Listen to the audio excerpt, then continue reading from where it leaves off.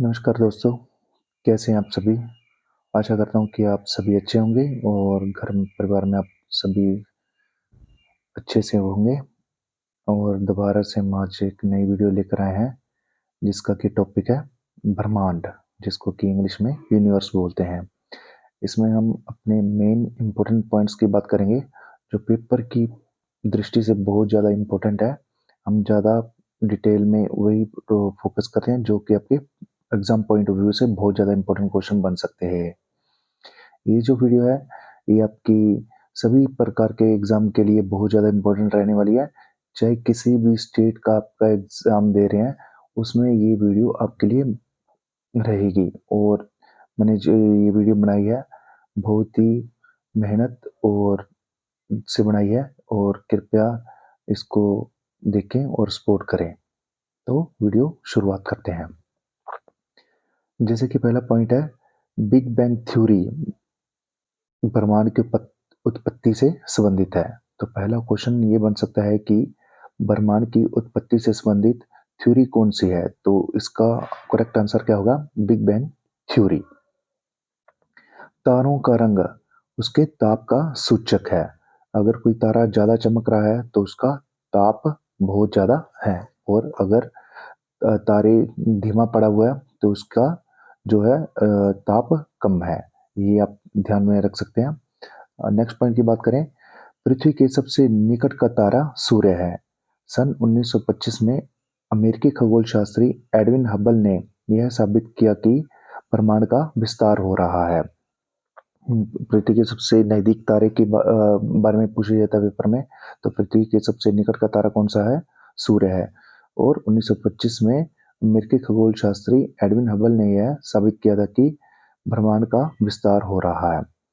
ब्रह्मांड का विस्तार धीमी गति से हो रहा है, क्योंकि पदार्थ के गुरुत्वाकर्षण ने विस्तार को धीमा कर दिया है। इसके बारे में भी हमें एडविन हबल ने बताया था कि पदार्थ के गुरुत्वाकर्षण के कारण इसका विस्तार धीमा हो गया है। अगले पॉइंट के बारे में बात करें तो इसमें बताया गया कि सबसे पहले क्लॉडियस टोल्मी ने 140 ईस्वी पूर्व में ब्रह्मांड का नियमित अध्ययन किया था। जो खगोल शास्त्री थे क्लॉडियस टोल्मी, उन्होंने 140 में ब्रह्मांड का लगातार अध्ययन किया।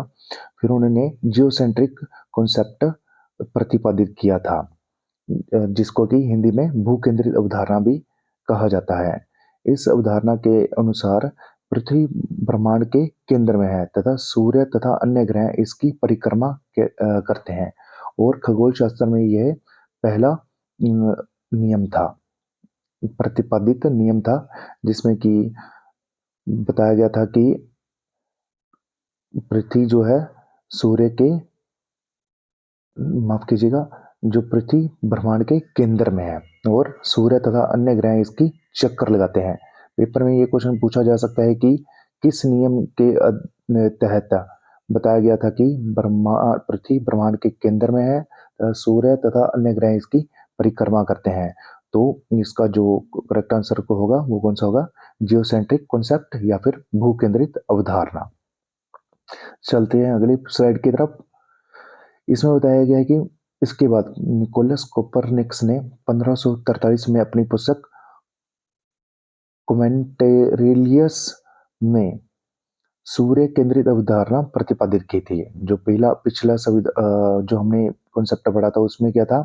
भू केंद्रित अवधारणा थी, जिसमें कि पृथ्वी केंद्र में है और सूर्य और अन्य ग्रह उसके चक्कर लगाते हैं। परंतु उसके बाद जो निकोलस कोपरनिकस थे, उन्होंने 1500 अपनी पुस्तक में बताया कॉमेंटेरियल्स में बताया कि सूर्य केंद्रित अवधारणा प्रतिपादित की थी। इसको हेलियोसेंट्रिक कॉन्सेप्ट भी कहते हैं। इसके अंतर्गत बताया गया था कि ब्रह्मांड के केंद्र में पृथ्वी नहीं बल्कि सूर्य है। इस सिद्धांत के अनुसार दैनिक गति में प्रति अपने अक्ष पर तथा वार्षिक गति में सूर्य के चारों ओर परिक्रमण करती है। इसके बाद के पॉइंट की बात करें तो इसके बाद विलियम हर्शल ने 1805 में दूरबीन की सहायता से अंतरिक्ष का अध्ययन कर बताया कि सौरमंडल आकाशगंगा का एक अंश मात्र ही है। जो सौरमंडल है वो हमारे आकाशगंगा है, जो हमारी आकाशगंगा वो बहुत बड़ी है, बहुत, जिसका कि हम माप नहीं सकते ये कितनी बड़ी है।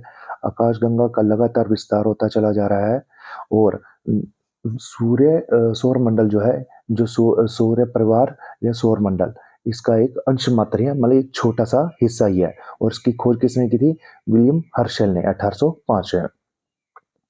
इसके बाद बात करें, एडविन पोबल हबल ने यह स्पष्ट नहीं किया कि दृश्य पथ में आने वाले ब्रह्मांड का विकास 250 करोड़ वर्ष है तथा इसके अंदर हमारी आकाशगंगा की भांति लाखों आकाशगंगाएं हैं। ऑर्डिन पबल हबल ने यह स्पष्ट करने में यह समर्थ रहे थे कि ब्रह्मांड का विकास 250 करोड़ वर्ष है तथा इसके अंदर हमारी जो आकाशगंगाएं, लाखों आकाशगंगाएं इसके अंदर विद्यमान है। इसके बाद बात करें, भारतीय खगोल शास्त्री थे वराहमिहिर। उन्होंने 6ठी शताब्दी में ही बता दिया था कि चंद्रमा पृथ्वी की परिक्रमा करता है और पृथ्वी सूर्य की परिक्रमा करती है। तो ये भी बहुत ज़्यादा इंपॉर्टेंट कॉन्सेप्ट है कि जो भारत के खगोल शास्त्री थे वराहमिहिर, उन्होंने 6ठी शताब्दी में बताया था चंद्रमा पृथ्वी की परिक्रमा करता है, मतलब कि चंद्रमा जो है पृथ्वी के चारों ओर घूमता है और पृथ्वी सूर्य की परिक्रमा करती है। चलते हैं नेक्स्ट स्लाइड की तरफ, तो उसमें देखते हैं क्या है। अगले स्लाइड की बात करें तो इसका पहला पॉइंट है, जर्मन गणितज्ञ एवं खगोल शास्त्री जोहान्स केपलर ने ग्रहों की गति संबंधी नियमों का प्रतिपादन किया था। पेपर में क्वेश्चन पूछा जा सकता है कि ग्रहों की गति संबंधी का नियम प्रतिपादित किसने किया था? तो इसका आंसर करेक्ट होगा जोहान्स केपलर। जोहान्स केपलर इसका बिल्कुल करेक्ट आंसर होगा। केपलर के वैज्ञानिक अनुसंधानों ने न्यूटन की यूनिवर्सल ग्रेविटेशन के सिद्धांत के लिए आधार प्रदान किया था। जो केपलर के जो ये नियम थे, उसने न्यूटन ने जो ग्रेविटी के नियम थे उसके लिए उसको आधार प्रदान कर दिया था। केपलर के इन नियमों के आधार पर ही जो न्यूटन थे, उन्होंने अपने न्यूटन के 3 जो सिद्धांत थे वो दिए थे।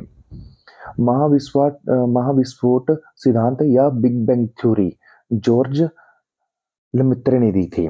बहुत इंपॉर्टेंट क्वेश्चन है। महाविस्फोट सिद्धांत जो था, और महाविस्फोट जैसे कि जो हमारे ब्रह्मांड की यूनिवर्स की जो रचना हुई थी, वो एक बहुत बड़ा विस्फोट हुआ था जिससे कि हमारे इसकी खोज हुई थी।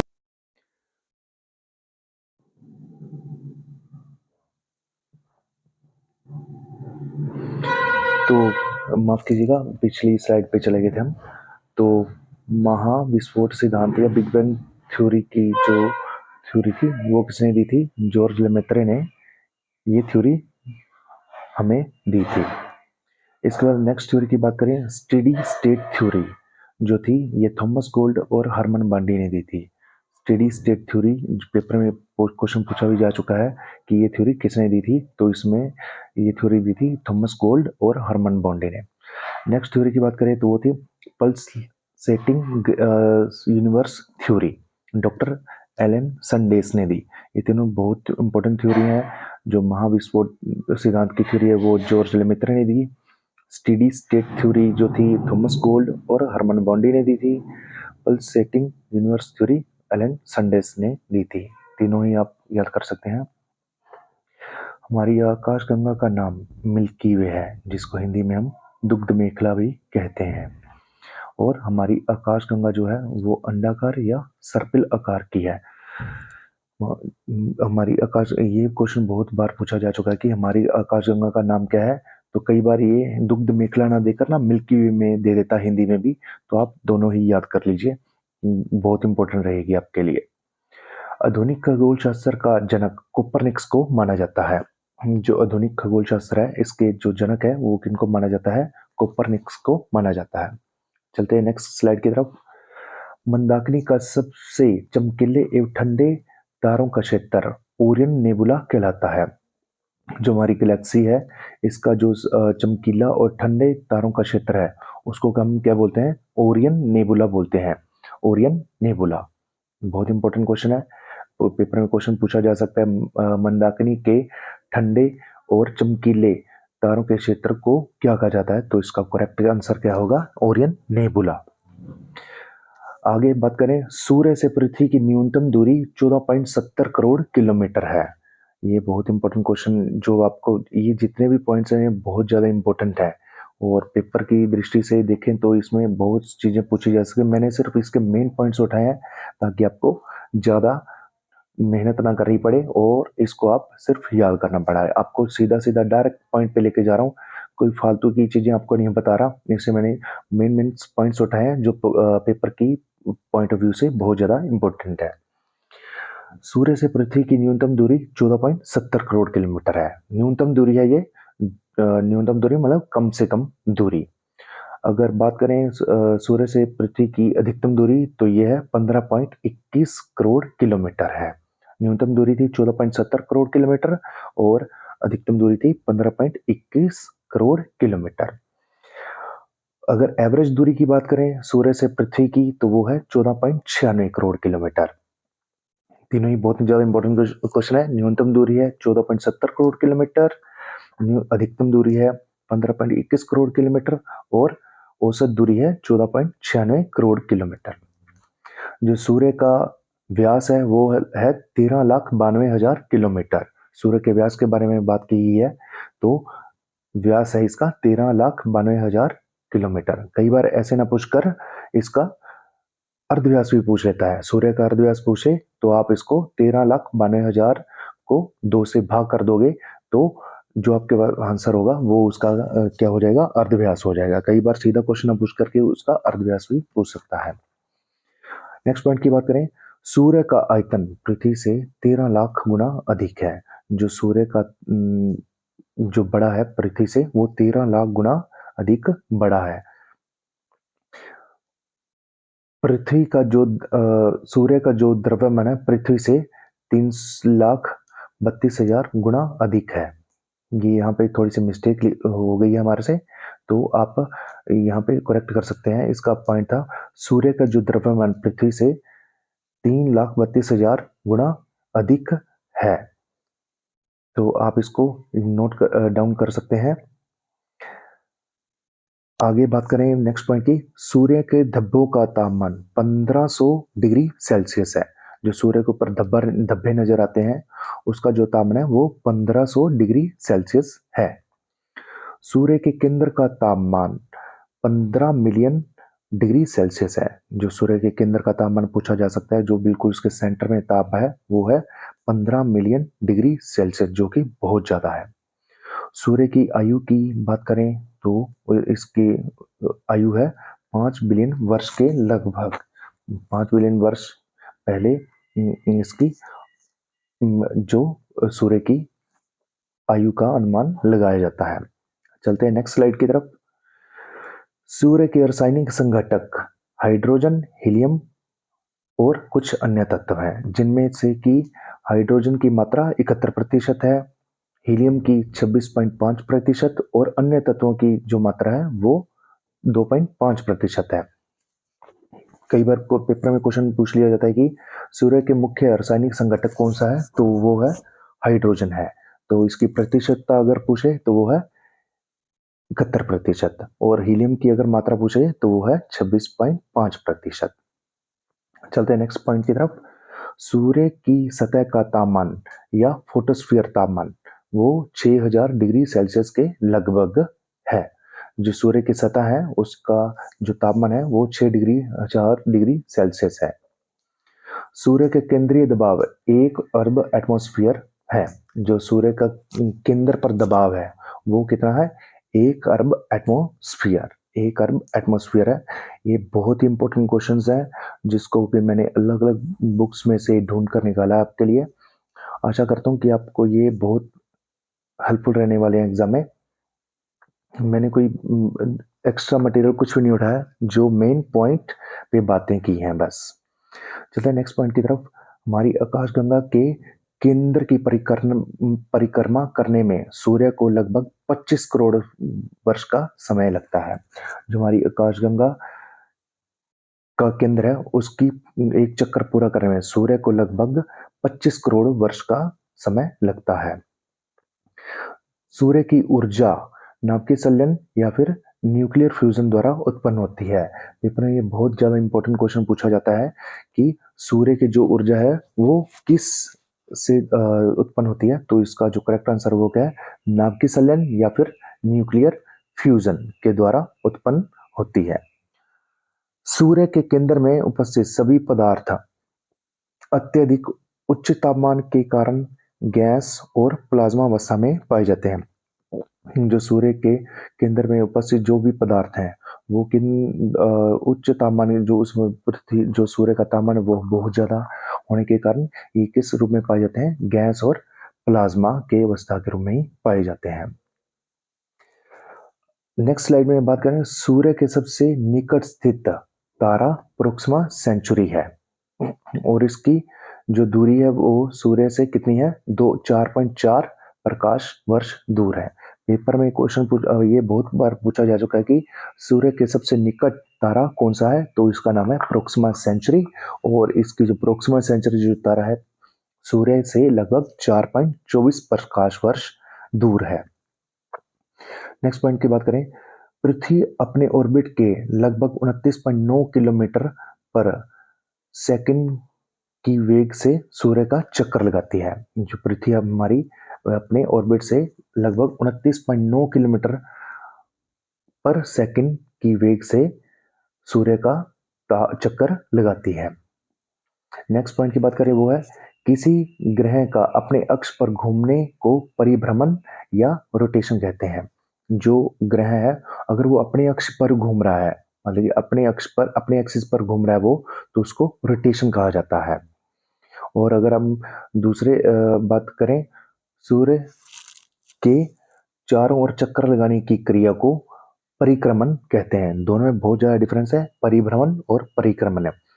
कोई ग्रह है जो अपने धुरी पर ही घूम रहा है, अपने अक्ष पर ही घूम रहा है, तो उसको हम रोटेशन या फिर परिभ्रमण कहते हैं। और सूर्य के और चारों ओर चक्कर लगाने को हम क्या कहते हैं, परिक्रमण। इसके में हम इंग्लिश में इसको बोलेंगे रेवोल्यूशन। नेक्स्ट पॉइंट की बात करें, ग्रह वे अप्रकाशहीन पिंड है जो सूर्य के प्रकाश से प्रकाशित होते हैं। जो ग्रह हैं उनका अपना खुद का कोई प्रकाश नहीं है, वो किससे प्रकाशित होते हैं, सूर्य के प्रकाश जब उनके ऊपर पड़ता है तो वो प्रकाशित हो जाते हैं। हमारी आकाशगंगा में 88 तारामंडल है। जो हमारी आकाशगंगा है मिल्की वे, उसमें 88 तारामंडल है। तारामंडल मतलब तारों का समूह है।